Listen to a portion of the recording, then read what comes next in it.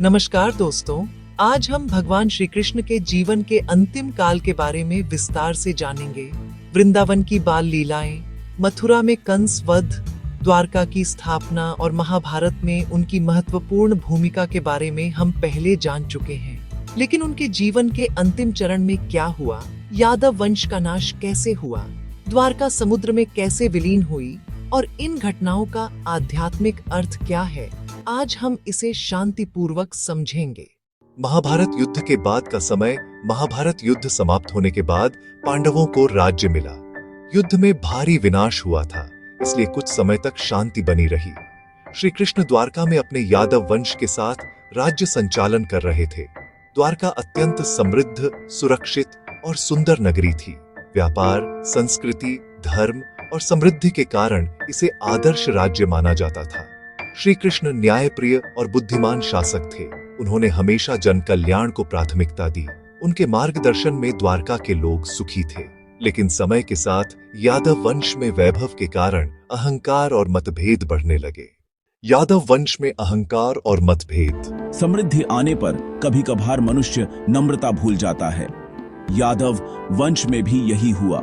शक्ति और संपत्ति के कारण कुछ युवक घमंडी हो गए और आर्षि मुनियों का सम्मान कम होने लगा। इस स्त्री को पुत्र होगा या पुत्री? इसके गर्भ से लोहे का मुसल उत्पन्न होगा और उसी से यादव वंश का नाश होगा। कुछ समय बाद वह शाप सच हुआ। उस युवक के पास लोहे का टुकड़ा उत्पन्न हुआ। डरकर यादवों ने उसे पीसकर समुद्र में फेंक दिया। लेकिन नियति को कौन बदल सकता है? उन लोहे के कणों से समुद्र किनारे घास जैसी तेज वनस्पति उगाई, जो आगे विनाश का कारण बनी। एक बार यादव लोग समुद्र किनारे उत्सव मना रहे थे। मद्यपान, अहंकार और विवाद के कारण झगड़ा शुरू हो गया। यह संघर्ष बहुत भयंकर था और अधिकांश यादव उसी में नष्ट हो गए। श्री कृष्ण यह सब शांत भाव से देखते रहे, क्योंकि वे जानते थे यह समय और कर्म का परिणाम है।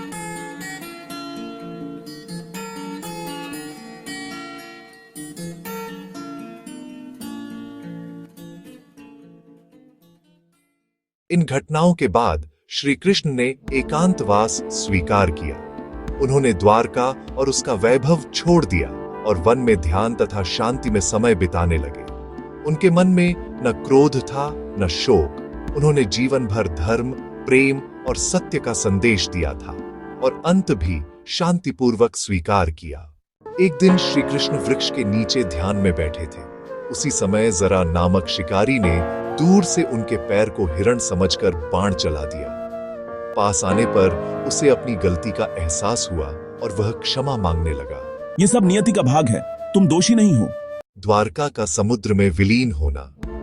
पुराणों के अनुसार श्री कृष्ण के देह त्याग के कुछ समय बाद द्वारका नगरी समुद्र में समा गई। इसे द्वापर युग के अंत और कलयुग की शुरुआत का प्रतीक माना जाता है। आध्यात्मिक अर्थ। श्री कृष्ण के अंतिम जीवन प्रसंग हमें कई महत्वपूर्ण संदेश देते हैं।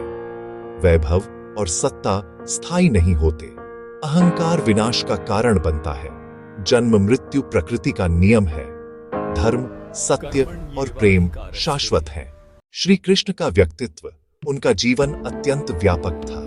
बाल्यकाल में निष्कपट आनंद, युवावस्था में साहस और नेतृत्व, राजनीति में दूरदृष्टि और महाभारत में आध्यात्मिक मार्गदर्शन। वे केवल योद्धा नहीं, बल्कि मित्र, राजा, मार्गदर्शक और दार्शनिक भी थे। गीता में उन्होंने सिखाया, अपना कर्तव्य करो, फल की चिंता मत करो, धर्म के मार्ग पर चलते रहो, संकट में भी सकारात्मक रहो, श्रद्धा और धैर्य बनाए रखो। यह संदेश आज भी पूरे विश्व को प्रेरणा देता है। आज के जीवन के लिए सीख। आज भी श्री कृष्ण की शिक्षाएं प्रासंगिक हैं। प्रेम और करुणा रखें, सत्य बोले, कर्तव्य निभाए, अहंकार से दूर रहें, सकारात्मक सोच बनाए रखें। वृंदावन, मथुरा और द्वारका आज भी लाखों भक्तों के लिए पवित्र स्थान है। वहां जाकर लोग आध्यात्मिक शांति अनुभव करते हैं। श्री कृष्ण आज भी भक्तों के हृदय में प्रेम, भक्ति और आनंद के प्रतीक के रूप में जीवित हैं। दोस्तों, श्री कृष्ण का जीवन हमें सिखाता है, परिस्थितियां बदलती हैं, धर्म स्थायी रहता है, संकट में धैर्य रखना चाहिए।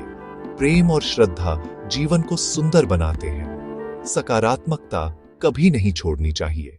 दोस्तों, अगर आपको श्री कृष्ण की कथाएं पसंद हैं, तो उन्हें अपने जीवन में अपनाने की कोशिश करें। प्रेम करें, सत्य बोलें, कर्तव्य निभाएं और सकारात्मक रहें। यही श्री कृष्ण का सच्चा संदेश है।